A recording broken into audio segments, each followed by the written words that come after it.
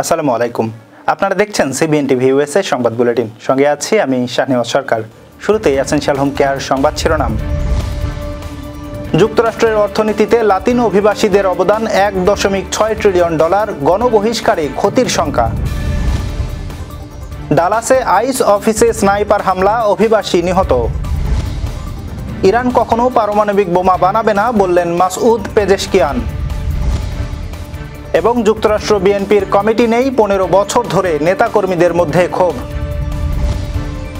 দর্শক শুনছিলেন essential home care সংবাদ শিরোনাম, এবার বিস্তারিত।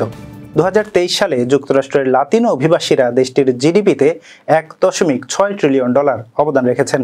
লাতিনো ডোনর কোলাবোরেটিভের প্রতিবেদনে বলা হয়েছে, লাতিনোদের মোট ক্রয় ক্ষমতা বর্তমানে $4.1 ট্রিলিয়ন। অর্থনীতিবিদদের মতে 2015 সালের তুলনায় লাতিনো জিডিপি 50% বেড়েছে, যেখানে নন লাতিনোদের প্রবৃদ্ধি ছিল মাত্র 17%। ক্যালিফোর্নিয়া একাই প্রায় $1 ট্রিলিয়ন লাতিনো জিডিপি অর্জন করেছে। টেক্সাস, ফ্লোরিডা ও নিউ ইয়র্কেও শত শত বিলিয়ন ডলারের সমান অবদান রয়েছে। বাজারে লাতিনো ভোক্তাদের প্রভাব বাড়ছে। মডেলো বিয়ার, টি মোবাইল, ডক্টর পেপার ও WNB এর মতো ব্র্যান্ডগুলো তাদের শক্তিশালী বাজার ধরার মাধ্যমে উল্লেখযোগ্য প্রবৃদ্ধি দেখিয়েছে। তবে বিশেষজ্ঞরা সতর্ক করেছেন, ট্রাম্প প্রশাসনের গণবহিষ্কার পরিকল্পনা কার্যকর হলে জিডিপি $2.3 ট্রিলিয়ন বা 7.7% হ্রাস পেতে পারে। মার্কিন অভিবাসন ও শুল্ক প্রয়োগ সংস্থা আইসের ডালাস ফিল্ড অফিসে স্নাইপার হামলায় এক আটক অভিবাসী নিহত হয়েছেন, আরও 2 জন গুরুতর আহত। হামলাকারী পাশের ভবনের ছাদ থেকে নির্বিচারে গুলি চালিয়ে পরে নিজেই আত্মহত্যা করে। ঘটনাস্থল থেকে উদ্ধার হওয়া গুলির খোসায় আইস বিরোধী বার্তা পাওয়া গেছে। স্বরাষ্ট্রমন্ত্রী ক্রিস্টি নোম বলেন, আইস কর্মকর্তাদের বিরুদ্ধে ঘৃণামূলক বক্তব্য প্রাণঘাতী আকার নিচ্ছে এবং তা অবিলম্বে বন্ধ করতে হবে। 1 মাস আগেই একই ভবনে বোমা হামলার হুমকি পাওয়া গিয়েছিল। ফেডারেল ও স্থানীয় পুলিশ ঘটনাটি তদন্ত করছে। জাতিসংঘে ভাষণ দিয়ে ইরানের প্রেসিডেন্ট মাসউদ পেজেশকিয়ান জানিয়েছেন, ইরান কখনোই পারমাণবিক বোমা তৈরি করবে না। তিনি ইউরোপীয় দেশগুলোর বিরুদ্ধে ভণ্ডামি করার অভিযোগ তোলেন এবং ইসরায়েলের সাম্প্রতিক আগ্রাসনের সমালোচনা করেন। পেজেশকিয়ান আরও বলেন, ইরানের আইনসঙ্গত পদক্ষেপ ভুলভাবে চুক্তি ভঙ্গ হিসেবে দেখানো হচ্ছে। এ সময় তিনি যুক্তরাষ্ট্র ও ইসরায়েলের সাম্প্রতিক হামলারও নিন্দা জানিয়েছেন।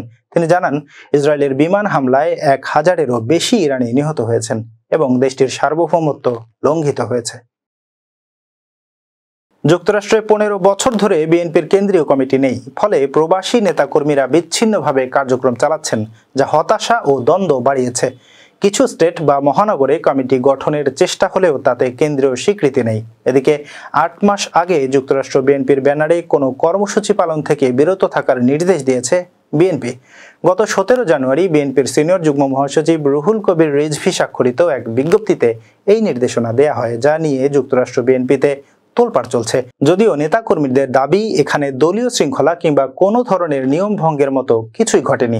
নেতাকর্মীরা শুধু চলমান কর্মসূচি দলীয় ব্যানারে পালন করছেন। নেতারা বলছেন, প্রবাসে বিএনপির একতা ফিরিয়ে আনতে এবং কার্যক্রম সুসংগঠিত করতে কেন্দ্রীয় শক্তিশালী কমিটি গঠন জরুরি। দর্শক, এবার কর্ণফুলী ইনকাম ট্যাক্স সংবাদ শিরোনাম। আওয়ামী ঘনিষ্ঠতার অভিযোগে নিউ ইয়র্কে তোপের মুখে সাবেক সাংবাদিক সুলতানা রহমান। নিউ ইয়র্কে ভারতের তীব্র সমালোচনা প্রধান উপদেষ্টার। কঠিন শর্তে $106 কোটি বিদেশি ঋণ নিচ্ছে সরকার। এবং এবার পূজা হবে খুবই শান্তিপূর্ণ ও উৎসব মুখর বললেন স্বরাষ্ট্র উপদেষ্টা। দর্শক, আবার স্বাগতম সিবিএন টিভি ইউএসএ সংবাদ বুলেটিনে। শুনছিলেন কর্ণফুলী ইনকাম ট্যাক্স সংবাদ শিরোনাম, এবার বিস্তারিত। জ্যাকসন হাইটসের নবান্ন পার্টি সেন্টারে new York Bangladesh press club আয়োজিত ইলেকট্রনিক ও প্রিন্ট মিডিয়ার সাংবাদিকদের সাথে মতবিনিময় সভায় তুমুল হট্টগোলের ঘটনা ঘটেছে। গতকাল 24 সেপ্টেম্বর অনুষ্ঠিত এই সভায় সভাপতিত্ব করেন প্রেস ক্লাবের সভাপতি মনোয়ারুল ইসলাম এবং সঞ্চালনা করেন সাধারণ সম্পাদক মমিনুল ইসলাম মজুমদার। সভায় ঢাকার সাবেক সাংবাদিক সুলতানা রহমানের বক্তব্য প্রদানকালে পরিস্থিতি উত্তপ্ত হয়ে ওঠে। তার বক্তব্যে ক্ষুব্ধ হয়ে ওঠেন উপস্থিত অনেকেই। এ সময় তার সাথে আওয়ামী লীগের ঘনিষ্ঠতা ও আওয়ামী লীগের সাথে আঁতাত করে সাংবাদিকতার অভিযোগে ঢাকার বেশ কয়েকজন সাংবাদিকদের তোপের মুখে পড়েন তিনি। এক পর্যায়ে সভায় তর্ক বিতর্ক ও হইচই শুরু হয়, যা দীর্ঘ সময় ধরে চলতে থাকে।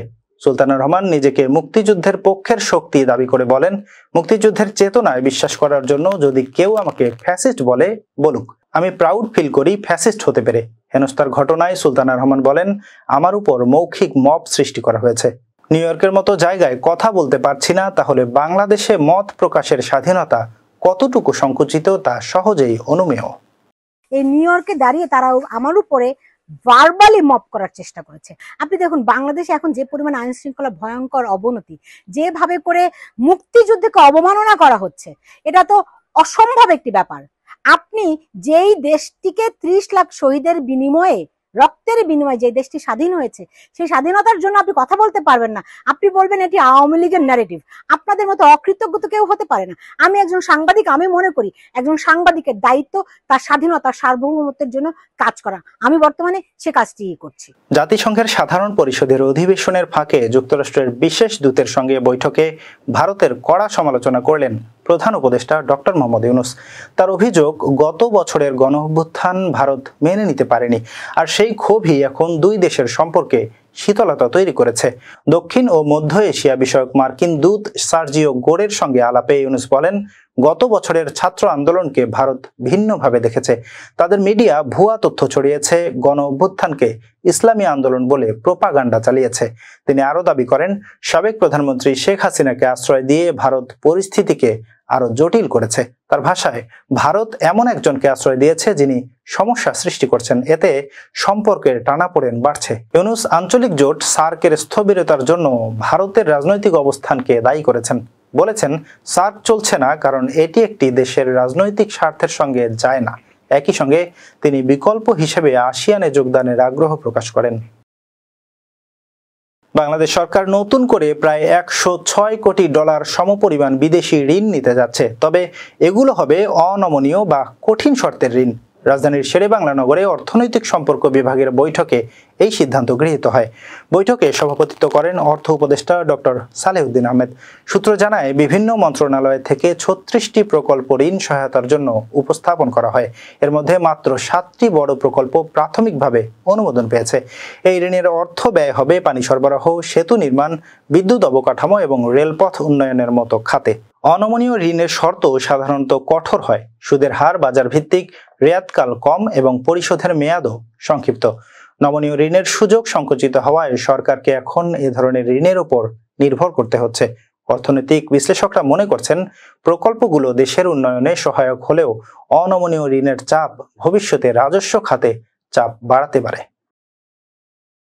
এবার পূজা হবে খুবই শান্তিপূর্ণ ও উৎসব মুখর, তবে পূজা নিয়ে পাশের দেশ অপপ্রচার চালাতে পারে।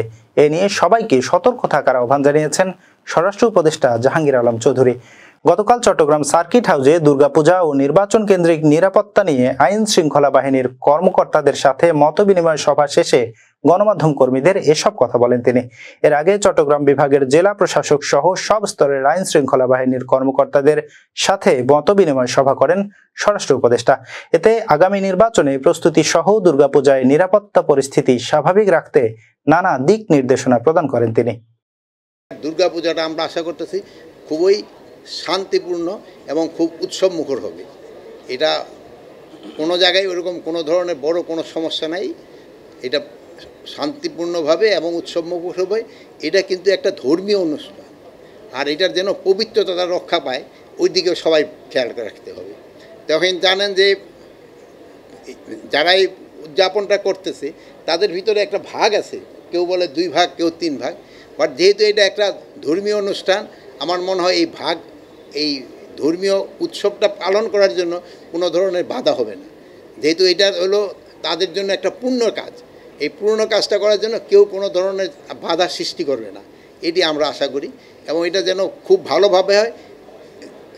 আমি অন্য ধর্মের সব ধর্মের লোকজনই বলবো এটা কোঅপারেট করে, যে এটা খুব ভালোভাবে হয়ে যায় এবং এটা শান্তিপূর্ণভাবে হয়ে যায় এবং ধর্মীয় পবিত্রতা রক্ষা করে যেন এটা হয়।